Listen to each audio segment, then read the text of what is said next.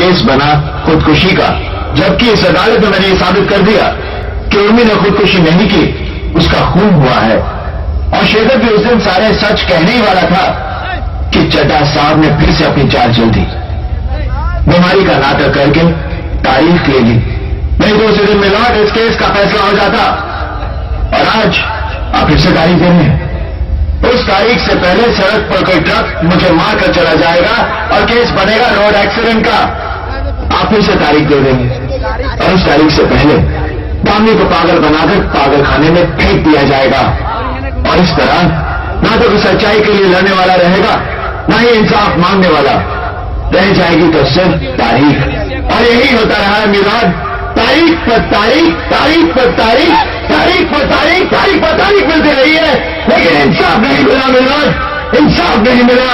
मिली है तो सिर्फ ये तारीख। कानून के दलालों ने तारीख को इंसाफ के खिलाफ एक हथियार की तरह इस्तेमाल किया है मिलाद। 2 तारीखों के बीच अदालत के बाहर ये कानून का धंधा करते हैं, धंधा। जहां गवाह तोड़े जाते हैं, खरीदे जाते हैं, मारे जाते हैं और रह जाती है सिर्फ तारीख। लोग इंसाफ के लिए अपनी जमीन जायदाद बेचकर केस लड़ते हैं और ले जाते हैं तो सिर्फ तारीख। औरतों ने अपने गहरे जेवर यहां तक कि मंगलसूत्र तक बेचे हैं इंसाफ के लिए और उन्हें भी मिली है तो सिर्फ तारीख। महीनों सालों चक्कर काटते काटते इस अदालत के कई फरियादी खुद बन जाते हैं तारीख और उन्हें भी मिलती है तो सिर्फ तारीख। ये केस पूरे हिंदुस्तान के कमजोर और सताए हुए लोगों का है। आज उन सब की नजरें आप पर खड़ी हैं, आप पर, कि आप उन्हें क्या देते हैं, इंसाफ या तारीख।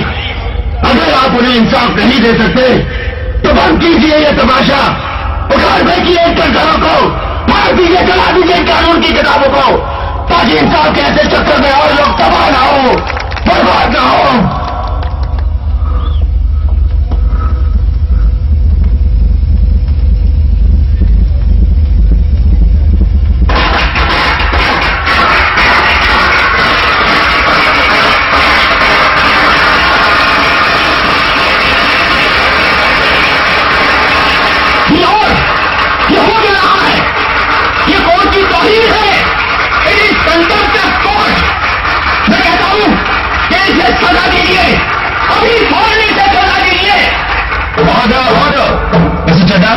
किसे सजा देनी चाहिए और किसे नहीं, इसका फैसला अदालत करेगी।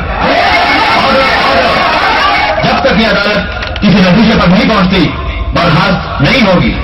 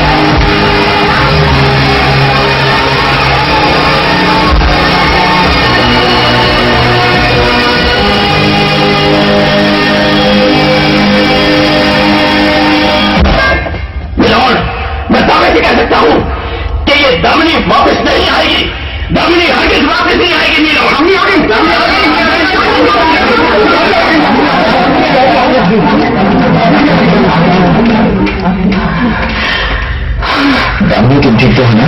ये लोग मुझे मारने की कोशिश कर रहे थे गुरु जी, बड़ी मुश्किल से जान बचा के आई हूँ। मिलोड, मेरा अंदाजा सही निकला। दामनी को जान से मार डालने की कोशिश की गई। अब अदालत खुद समझ सकती है कि दामनी की मौत से किससे फायदा हो सकता है। मिलोड, गुप्ता बाजार भला ऐसा क्यों करेंगे? Point to be noted milord, मैंने किसी का नाम नहीं लिया, चड्ढा साहब ने बजाज का नाम लेकर यह साबित कर दिया कि बजाज भी गुप्ता खानदान के साथ शादियों में शामिल है।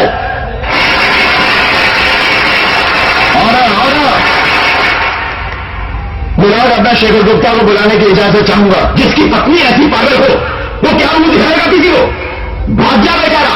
नामुमकिन है मिलाद। शेखर दामनी को इस साल में छोड़कर कहीं नहीं जा सकता। मेरे ख्याल से उसे कहीं बंद कर रखा है, नहीं तो गुप्ता खानदान की झूठी इज्जत बचाने के लिए उसकी बड़ी चढ़ा दी है। क्या अलग शराब खोले जा रहे हो तुम? मैं सही कह रहा हूं, ये नामुमकिन है मिलाद। कोई बाप अपने बेटे की बात नहीं होगा, क्यों नहीं? मेरी समाज बहुत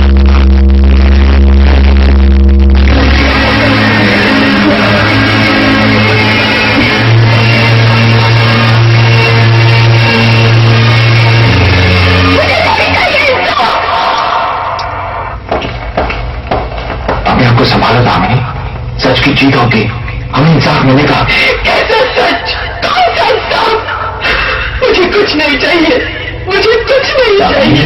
मुझे बोलने दीजिए गोविंद जी, मुझे बोलने दीजिए। बहुत देखा, बहुत सुना, उन्हीं के बलात्कार को धंधा बनाया है इन लोगों ने, धंधा, रोटी रोटी बनाया है। उन्हीं के तबाही को चटपटी कहानी बनाकर किस्तों में बेचा है प्रेस ने, तो उसकी बर्बादी को पैसे बटोरने का जरिया बनाया है पुलिस ने। और डॉक्टर जिसे आप भगवान का दूसरा रूप मानते हैं, वो भी पैसे खाकर भाग गया, उन्हीं को मारने के लिए छोड़कर। गिद्धों से भी बदतर है ये लोग जो जिंदा इंसान को नोच खाते हैं। ढोंगी है, बड़े भी है, सबके सब मंदिर में देवी की मूर्ति को रेशमी कपड़े पहनाते हैं और बाहर औरतों के कपड़े उतारते हैं, नंगा करते हैं उन्हें। ऐसे लोगों ने नहीं साबित करनी है सच्चाई, मुझे नहीं साबित करनी है सच्चाई। मम्मी का बलात्कार एक बार क्या देखा मैंने, उसे इंसाफ दिलाने क्या निकली मैं। हर गली हर नुक्कड़ में उसका बलात्कार हुआ, कभी पुलिस थाने में तो कभी इंसाफ के मंदिर में। बार बार बलात्कार हुआ उसका, हर बार बलात्कार हुआ। हाथ कहां थे? हाथ कहां थे? बाहों पर या कंधों पर, कमर पर या जांघों पर? कितना लगी थी वो? ये सवाल लग रही थे, मगर किस तरह पूछे गए थे मुझसे? और जब ऐसे गहरे सवाल मुझसे पूछे जा रही थी तो क्यों नहीं उठी एक भी आवाज? कहां थे वो भाई जो बहन की रक्षा के लिए राखी पहन के निकलते हैं? क्यों झुकी हुई है आज सबकी नजरें? क्यों? उस दिन तो सबकी नजरें मुझ पर गड़ी हुई थी जब चड्ढा साहब मेरी बेइज्जती कर रहे थे। क्यों चड्ढा साहब? घुटनों के ऊपर के हिस्से को जांघें कहते हैं, ये मैं भी जानती हूं। अब मैं आपसे पूछती हूं, जवाब दीजिए चड्ढा साहब। गर्दन के नीचे के हिस्से को छाती कहते हैं ना? आप कम सुनते हैं चड्ढा साहब, इसलिए मैं जोर से कहती हूं, चीख के कहती हूं, ताकि आप साफ साफ सुन सके। गर्दन के नीचे के हिस्से को छाती कहते हैं चड्ढा साहब। इंसान की पहली पहचान इसी हिस्से से होती है। हर माँ अपने बच्चे को छाती से लगाकर दूध पिलाती है। आपने भी पिया होगा चड्ढा साहब। क्या आप अपनी माँ बहन से ऐसे सवाल करते जैसे आपने मुझसे किए थे? जवाब दीजिए चड्ढा साहब, नजरें उठाकर आके मिलाकर जवाब दीजिए।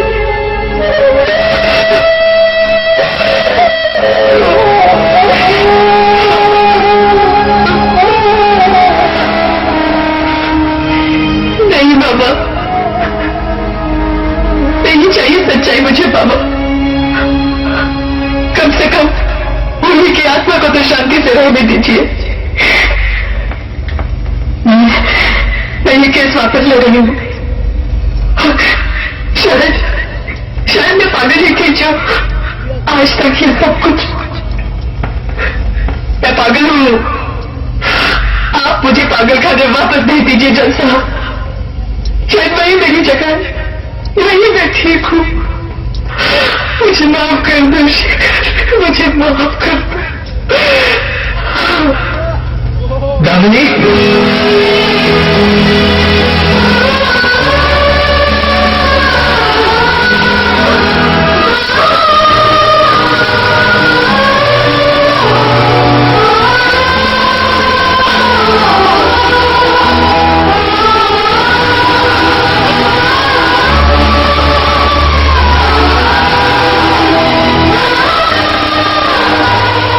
मैं गुनहगार हूं, कसूरवार हूं। ये सच है कि उर्मी का बलात्कार हुआ। मैंने देखा मेरे घर में मेरे भाई और उसके दोस्तों ने उर्मी का बलात्कार किया। ये बात मैंने और मेरे घर वालों ने छुपाई ताकि हमारी इज्जत पर धब्बा न लगे, हमारी झूठी इज्जत पर धब्बा न लगे। यह भी सच है कि उर्मी का कत्ल किया गया। इस साजिश में मिस्टर चड्ढा, मिस्टर बजाज और मेरे पिता शामिल हैं।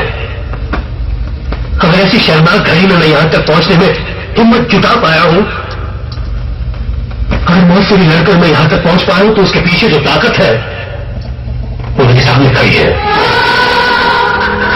दामिनी, मेरी पत्नी दामिनी, मुझे गर्व है, मुझे फक्र है कि दामिनी मेरी पत्नी है मिलॉर्ड। दामिनी मेरी पत्नी है।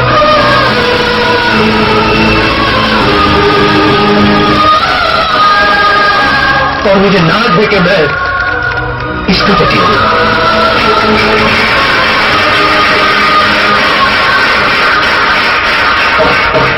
ऑर्डर।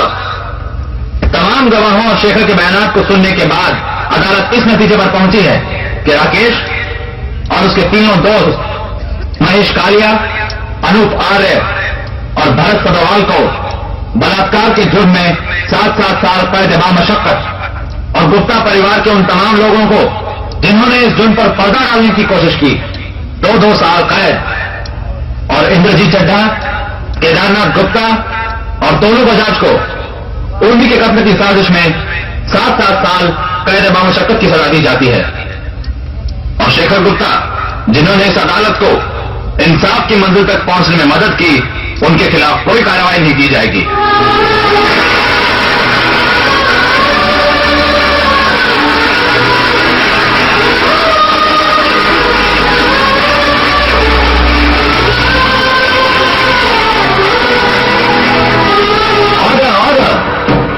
इन तालियों का ना तो मैं हकदार हूं और न ही अदालत।